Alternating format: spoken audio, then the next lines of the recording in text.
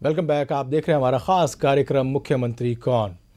उत्तर प्रदेश विधानसभा चुनाव के अंतिम चरण का मतदान 3 मार्च को होना है।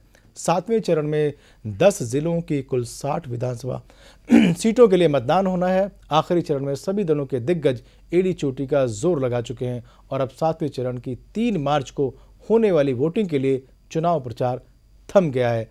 7वें चरण के बाद देश भर को इंतजार होगा 6 मार्च का, जब सभी उम्मीदवारों के चुनावी भाग्य का फैसला होगा।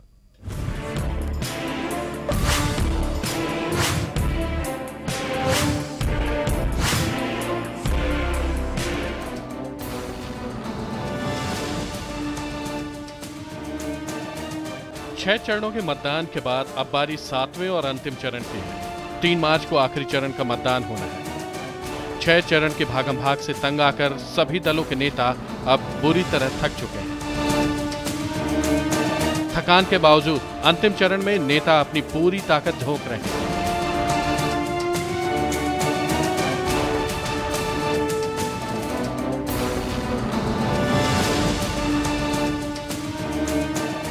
सूबे में बाकी जगह वोटिंग खत्म होने के बाद सबकी निगाहें अब केवल 7वें चरण पर टिकी है। 7वें चरण में 10 जिलों की कुल 60 विधानसभा सीटों के लिए मतदान होना है। ये सभी जिले हैं बिजनौर,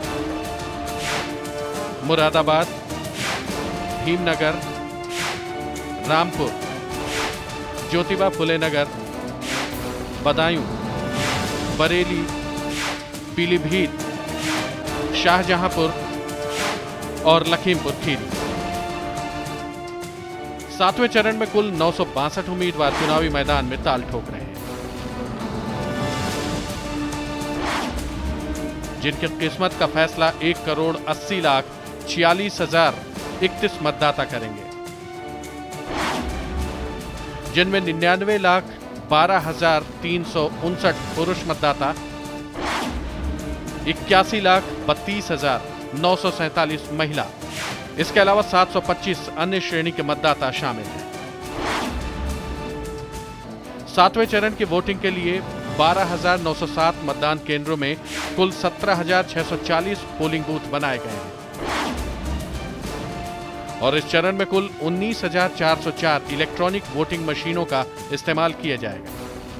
चुनाव के अंतिम चरण में सभी दल अपनी पूरी ताकत झोंकने में लगे हैं। पहले सभी चरणों की तरह इस चरण में भी सभी पार्टियां ज्यादा से ज्यादा वोट बटोरने की कोशिश कर रही हैं।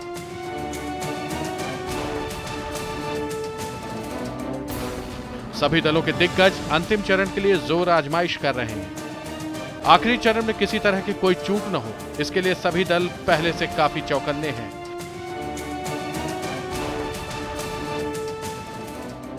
छठे चरण में बागपत में दलितों को वोट डालने से रोकने के मामले ने तूल पकड़ लिया है, जिसको देखते हुए चुनाव आयोग ने सुरक्षा के और पुख्ता इंतजाम किए हैं। वनिता के साथ कुमार शानू, GNN न्यूज। जी, और इस बीच दोबारा से हमारे साथ संपर्क हो गया अशोक वाजपेयी जी से, सपा के नेता हैं। जी, आपका बहुत स्वागत। अशोक जी, मेरी आवाज आ रही है आपको? अशोक जी, मेरी आवाज आ रही है आपको? चलो बेटू, तुम्हारे में रुके हम लोग। बिल्कुल, लगता है कि उनसे ठीक तरीके से संपर्क नहीं हो पा रहा है। रजनीश, अभी जिस तरीके से हम बात कर रहे थे कि दोनों नेताओं ने युवाओं के चेहरे गिनाए, उनके नाम बताए, उनके बैकग्राउंड बताए, क्या लगता है सिर्फ अपने आप को युवा बता करके अपनी किस्मत का और अपनी पार्टी का किस्मत का फैसला कराया जा सकता है अपने हक में? जी बिल्कुल मारूफ है। जिस तरह अशोक चौहान साहब का कहना था कि बीजेपी में युवा हैं, अनुराग सिंह ठाकुर हैं, वरुण गांधी हैं, तो ये 2 नेताओं का नाम बताया। उसके बाद उन्होंने कहा कि सभी युवा दिखते हैं जी, तो सिर्फ 2 ही युवक बात करते हैं, एक वरुण गांधी की, एक अनुराग सिंह ठाकुर की। लेकिन दोनों नेता उत्तर प्रदेश के चुनाव में किसी मंच भी दिखाई नहीं दिए जी, क्योंकि हम भी देखते आ रहे हैं अभी तक 6 चरण का चुनाव है, 7वें चरण का प्रचार थम गया है जी, तो कहीं नहीं दिखाई दिए। सिर्फ दिखाई दिए तो सुषमा स्वराज दिखाई देती, उमा भारती दिखाई देती हैं, लाल किशोर आडवाणी दिखाई देते हैं, या फिर खुद राष्ट्रीय अध्यक्ष नितिन गडकरी दिखाई देते हैं जी। जो दूसरी बात आती है समझ में, अशोक चौहान जी को समझ में आती नहीं आती, मुझे समझ में आता है कि अगर वरुण गांधी और अनुराग सिंह ठाकुर या फिर महंत योगी आदित्यनाथ को आगे कर दिया जाएगा तो उमा भारती का जो कद है वो खत्म हो जाएगा। इसलिए उमा भारती को आगे बढ़ाया जाता है कि अपने जो उनकी सीट है चरखारी, उस सीट के अलावा फिर पूरे उत्तर प्रदेश में चुनाव प्रचार कर रही हैं। तो बीजेपी, और इसका कारण सबसे बड़ा जो कारण है कि उमा भारती को उतारा है नितिन गडकरी ने, जो कि खुद रात में 9 बजे उनकी सीट की घोषणा करते हैं, कहते हैं कि इस सीट से उमा भारती लड़ेंगी। तो उमा भारती को आगे करने का मतलब यही था कि वरुण गांधी को पीछे किया जाए, महंत योगी आदित्यनाथ को पीछे किया जाए, ताकि उमा भारती को मीडिया का फेम मिले, उनका नाम एक बार फिर से आए। लेकिन रजनीश, सवाल यह उठता है कि उमा भारती को आगे करके नितिन गडकरी क्या जताना चाहते हैं? क्या लगता है कि उमा भारती को प्रोजेक्ट करने से उत्तर प्रदेश में बीजेपी की स्थिति बहुत बेहतर हो जाएगी, सत्ता तक वो पहुंच जाएगी? जी बिल्कुल मारूफ है, जिस तरह के बीजेपी उमा भारती को उतारा, उनका सबसे बड़ा जो कारण रहा है जी। कल्याण सिंह जब उत्तर प्रदेश में बीजेपी के नेता हुआ करते थे, मुख्यमंत्री थे बीजेपी के, तो लोध वोट में उनका काफी पकड़ था, उनकी पार्टी से जाना बीजेपी में लोध। लेकिन रजनीश, सिर्फ लोध वोट, आप सिर्फ लोध वोट, मैं बार बार ये सवाल पहले भी आया कि अगर हम बात कर रहे हैं बीजेपी की तो उमा भारती दिखाई देती है, चरखारी सीट दिखाई देती है, वोटर दिखता है तो सिर्फ लोध वोट। तो क्या पूरे उत्तर प्रदेश में इस लोध वोट का इतना बड़ा तिलिस्म है कि वो मिल जाएगा तो बिल्कुल अलादीन के चिराग की तरह काम कर जाएगा? बिल्कुल बिल्कुल मारूफ, जिस तरह उमा भारती को उतारना की पहला सबसे बड़ा जो कारण है, लोध वोट को अपने बीजेपी अपने पक्ष में करना चाहती है। दूसरा ये कि वो साध्वी हैं, उसके बाद वो जहां भी होता है राम मंदिर मुद्दा उठाती हैं, तो एक हिंदुओं का जो वोट बैंक है उसको अपने कैप्चर में करना चाहती है बीजेपी, क्योंकि बीजेपी को हमेशा लगता है कि मुस्लिम वोट उनको कभी नहीं मिलेगा, तो कम से कम जो हिंदू वोट है, जो हिंदू से जुड़े जातियां, उनका वोट मिले, इसलिए उमा भारती को। चलिए अशोक जी से इसकी जरा अच्छी तरीके से इसकी परिभाषा जान लेते हैं कि अगर वाकई क्या जिस तरीके से रजनीश बता रहे हैं कि उमा भारती को मालूम है या बीजेपी को मालूम है कि उसको मुसलमानों का वोट नहीं मिलना, सिर्फ हिंदुओं को ही वोट मिलना है, क्या वाकई बीजेपी में ऐसा है? मुझे तो लगता नहीं, क्योंकि जिस तरीके से बिहार में बीजेपी निकल के आई, मुसलमानों ने उनको वोट दिया, क्या लगता है कि आपको यहाँ पर मुसलमानों का वोट नहीं चाहिए? देखिए, ये भ्रामक बातें हैं जी। भारतीय जनता पार्टी को इस देश का बहुत बड़ा तबका मुसलमानों का वोट करता है जी। नहीं करता तो महाराष्ट्र में हम कॉर्पोरेशन के चुनाव में जीत के नहीं आते जी। अभी आपने देखा एमसीडी में हमारा बहुत अच्छा प्रदर्शन रहा। बिल्कुल।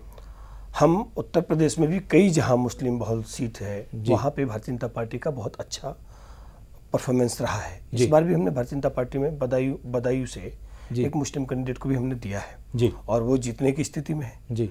भारतीय जनता पार्टी में देखिए, हम लोग बात करते हैं इसलिए कि लोग कहते हैं कि जी हम राम मंदिर को लेके चलते हैं, इसलिए 1992 वाले प्रकरण को मुसलमान याद रखता है, इसलिए भारतीय जनता पार्टी को वोट नहीं देगा। देखिए, जनता आज का पिछली किसी बात को याद नहीं रखता, वो ये देखना चाहता है कि उसके राज्य में, उसके इलाके में विकास क्या हुआ। मारूफ जी, अगर आपने पूछा तो सुनिए जी। देखिए, क्या है कि एक इतिहास में कोई घटनाएं घटती है जी, और उसको भूला भी जाता है, माफ भी किया बिल्कुल है।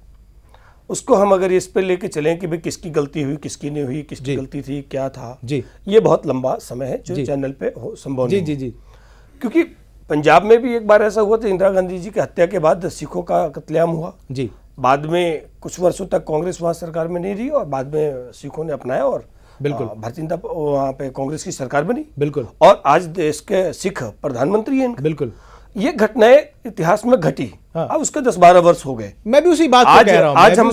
आज हम भी इस बात को लेके चले जी, क्योंकि मेरा यहाँ बोलना बहुत ज्यादा ठीक में नहीं है, क्योंकि मामला कोर्ट में है जी जी। राम मंदिर मुद्दा एक आस्था से जुड़ा हुआ विषय है जी। इस विषय को अगर हम नहीं भी उठाते हैं जी, तो आप देखते होंगे हमारे जो बाकी विरोधी हैं वो 6 दिसंबर से पहले ही अपने चिल्लाना शुरू कर देते हैं जी।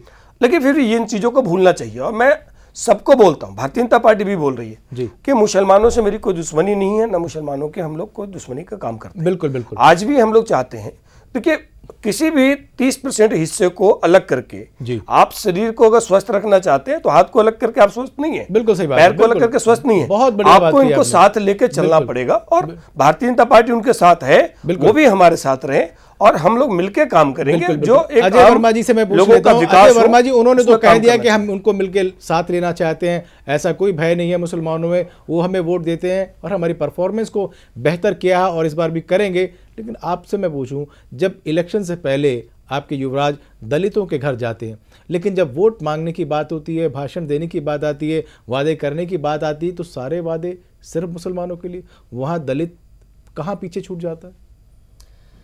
सब लोगों को बनाकर मिला के साथ चलना ऐसा ही नहीं लेकिन है। मुझे ये बताइए ना, कौन सी ऐसी बात जो कही हो दलित के फेवर की कांग्रेस ने इस पूरे चुनाव प्रचार के दौरान? आरक्षण, सिर्फ मुस्लिम आरक्षण 4.5%, 9%, 18%, मुस्लिम मुख्यमंत्री, ये तमाम बातें तो खूब मीडिया ने सुनी और आपने सुनाई। लेकिन जब उससे पहले आप भट्टा बारसोल जाते हैं, दलितों के घर खुद सोते हैं, खाते हैं, सब कुछ करते हैं, लेकिन यहाँ जब मामला उनको देने लेने का आता है तो वहाँ बिल्कुल सन्नाटा होता है। ऐसा नहीं है जी। 356 सीटों पर जी कांग्रेस चुनाव लड़ रही है, रालोद गठबंधन के साथ 403 सीटों पर लड़ रही है जी। और उत्तर प्रदेश में मुस्लिमों के साथ साथ करीब 48 सीटों पर दलितों को टिकट दिया गया जी। दलितों, कांग्रेस सर्वधर्म सद्भाव की पार्टी है। हिंदू, मुस्लिम, सिख, ईसाई, बैकवर्ड, दलित ऐसा नहीं है जी। कि बीजेपी की तरह लोध राजपूतों की राजनीति के लिए केवल निधासन, सौरो, एटा, डिवाई, बुलंदशहर, मतलब जहां 5-7-10 जिले हैं, इन पर 5-7-10 सीटों पर चेहरा दिखा दिया कि लोध राजपूत इनकी तरफ से किसी हैं। कल्याण सिंह तो इनके बहुत बड़े मसीहा पहले उत्तर प्रदेश के मुख्यमंत्री हुआ करते थे और आज भी लोध उनके साथ है। लेकिन चूंकि उत्तर प्रदेश का चुनाव एक अलग मूवमेंट का चुनाव है, कांग्रेस यहाँ मुस्लिम, अनुसूचित जाति जनजाति के लोग, बैकवर्ड, स्वर्णकार, ठाकुर, गुजर, जाट, सर्वदलीय लोगों को लेकर इस बार सरकार बनाने के प्रयास में उसी के तहत अपने टिकट का वितरण करा है। रजनीश, बिल्कुल दोनों नेता जिस तरीके से सफाई दे रहे हैं कि हमें सबका वोट चाहिए, और वाकई वोट सबका चाहिए, तभी सत्ता की दहलीज तक पहुंच पाएंगे, वरना बहुत मुश्किल होगी ये डगर। लेकिन क्या लगता है आपको कि जिस तरीके से सफाइयों का जो सिलसिला शुरू हो रखा है, अगर मैं बात करूं कि सिर्फ ये लोध वोट हटा दें, मुस्लिम आरक्षण की बात हटा दें, या बाकी जो छोटे मोटे जो सिर्फ जज्बाती मुद्दे हैं, इनको अगर हटा दिए जाए, तो आप क्या कहेंगे कि बीजेपी का ये बड़ा मुद्दा है और कांग्रेस का ये बड़ा मुद्दा है, इन तमाम जज्बाती मुद्दों के अलावा? जी बिल्कुल, जिस तरह का अशोक चौहान जी का कहना था कि बीजेपी लोध वोट की राजनीति नहीं करती, मंदिर मुद्दे की राजनीति नहीं करती, वो चाहता है कि मुसलमान का जो वोट है वो बीजेपी को मिले। अगर वो बीजेपी चाहता है कि बीजेपी को मुसलमान वोट बैंक मिले, तो उसको घोषणा पत्र में सबसे पहले मंदिर मुद्दा नहीं लाना चाहिए था, क्योंकि वो कोर्ट में है, विचाराधीन है, तो ये नहीं लाना चाहिए। क्योंकि अगर आपने मंदिर मुद्दा ला दिया है अपने घोषणा पत्र में कि बीजेपी की सरकार आएगी तो हम मंदिर बनवाएंगे, तो इससे इसका मतलब ये है कि आप मुसलमानों को नाराज कर रहे हैं। कांग्रेस का ये कहना कि हमारी सरकार आती है तो हम आरक्षण लेकर आएंगे, केंद्र में आपकी सरकार, आपने मुसलमानों के लिए क्या कर दिया? तो दोनों पार्टियां अगर वाकई अगर ये दोनों हटा दें तो शायद इन दोनों पार्टियों से अच्छी कोई पार्टी नहीं, लेकिन दोनों पार्टियां अगर एक आरक्षण लेकर चलती मुस्लिम आरक्षण को, तो दूसरा राम मंदिर को नहीं छोड़ना चाहती। तो दोनों जनता वो नहीं, अगर जनता होती तो 45% इस बार भी वोट पड़ते। मारूफ जिस तरह 60 से 62% पड़ रहे हैं, जनता को ये लगने लगा है कि न मंदिर मुद्दा हमें मतलब है, ना आरक्षण का मुद्दा, हमें सिर्फ विकास का मुद्दा मालूम होना चाहिए। बिल्कुल बिल्कुल, विकास का मुद्दा होना चाहिए, और विकास को ही देखती है जनता के वाकई उनके घर में, उनके शहर में, उनके मोहल्ले में किस पार्टी के किस नेता ने कितना विकास किया। क्या लगता है, विकास सिर्फ एक लफ्ज़ है, उस विकास को परिभाषित करना ना तो वाजिब समझा कांग्रेस ने और ना ही बीजेपी ने, ना किसी और पार्टी ने। सिर्फ झुंझुने बहुत सारे दिए, लैपटॉप, टैबलॉइड, आरक्षण और ये तमाम चीज़ें, लेकिन कोई भी ऐसा सटीक और ठोस मुद्दा जिसको ये कहे कि ये वोटर्स को मैं टारगेट रख करके कर रहा हूँ कि ये इसकी आज की ज़रूरत है और इसका आज से भविष्य तय होगा, ऐसे मुद्दे गायब रहे। अशोक जी, देखिए, आप एक बार मैनिफेस्टो पढ़ेंगे इस बात का, भारतीय जनता पार्टी का, तो भारतीय जनता पार्टी ने कहा है जी, क्या कहा है कि जो जैसे हमने लक्ष्मी योजना दिया है, भारतीय जनता पार्टी ने कहा है कि जो भी लड़की हमारे उत्तर प्रदेश में जन्म लेगी, उसी समय उसके ब्याह के समय तक उसके ब्याह के जितने खर्चे होंगे उसके हिसाब से उसके पैसे उसके अकाउंट में जमा होगा। आज होता क्या है कि भ्रूण हत्या का प्रक्रिया जो परंपरा है, जो बहुत पहले से चला आ रहा है, लड़की को लोग अपना बोझ मानते हैं, सोचते भाई अगर ये आ जाएगी तो उसके शादी में ब्याह में कैसा होगा।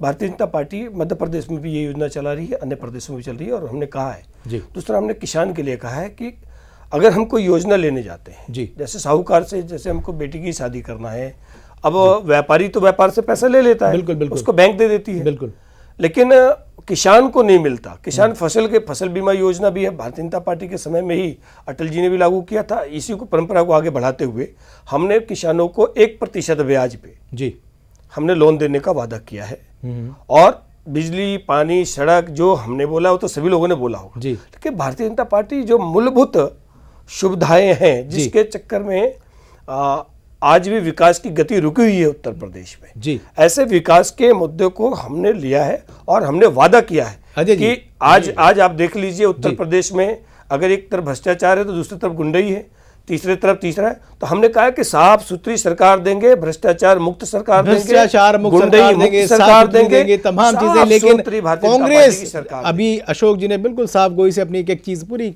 गिनती के साथ गिना दी कि ये करेंगे, ये करेंगे, ये करेंगे।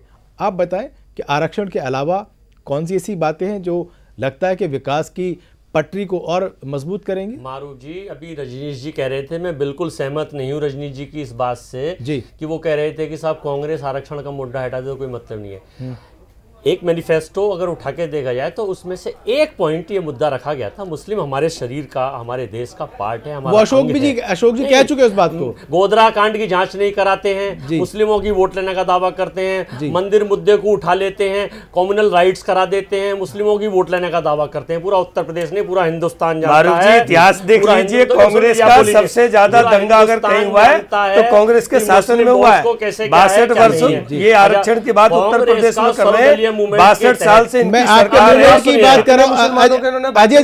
अजय जी मुझे आप वही मुद्दे बताएं ना, मैं आपको हटा देता हूं कि आपने मुस्लिम आरक्षण का मुद्दा सिर्फ हाईलाइट हुआ, उसके अलावा के मुद्दे आप गिनाइए। मुद्दा उत्तर प्रदेश में ये जो सड़कों की वजह से उत्तर प्रदेश की जनता मर रही है, कट रही है, गिर रही है जी, लाइट की वजह से उद्योग धंधे चौपट हो रहे हैं जी, ये विकास की गति जो धीमी पड़ रही है जी, केवल उत्तर प्रदेश में 22 साल से उत्तर प्रदेश में कांग्रेस की सरकार नहीं है, अन्य दलों की सरकार है जी। हम ये चाहते हैं व्यापारियों को समय पर लाइट मिले, पूरी लाइट मिले, खाली गाजियाबाद और नोएडा के लिए लाइट नहीं मिले, बलिया, बस्ती, गोंडा, बहराइच, बाराबंकी, बनारस जी, उत्तर प्रदेश के इन पिछड़े वर्गों के इलाकों को भी लाइट मिलनी चाहिए। ऐसा नहीं कि केवल टबान टाउन को ही लाइट मिल जाए, मेरठ को मिल जाए, कानपुर को मिल जाए, बनारस को मिल जाए, गाजियाबाद को मिल जाए। हम ये चाहते हैं सड़क अच्छी गाजियाबाद और नोएडा की तरह उत्तर प्रदेश के हर जनपद की होनी चाहिए। हम ये चाहते हैं कि समानता के अधिकार के तहत गरीबों को भी खड़ा होने का मौका, किसानों को उनकी जमीन का सही हक। लूट का पैसा कांग्रेस बिल्कुल नहीं चाहती है, लूट का पैसा कांग्रेस नहीं चाहती है, बीजेपी भी नहीं चाहती है, शायद कोई और पॉलिटिकल पार्टी भी नहीं चाहती। लेकिन फिलहाल एक लेते हैं ब्रेक और ब्रेक के बाद देखेंगे कि किसने कितने बड़े घोटाले किए और कौन कितना दामन अपना साफ बता रहा है।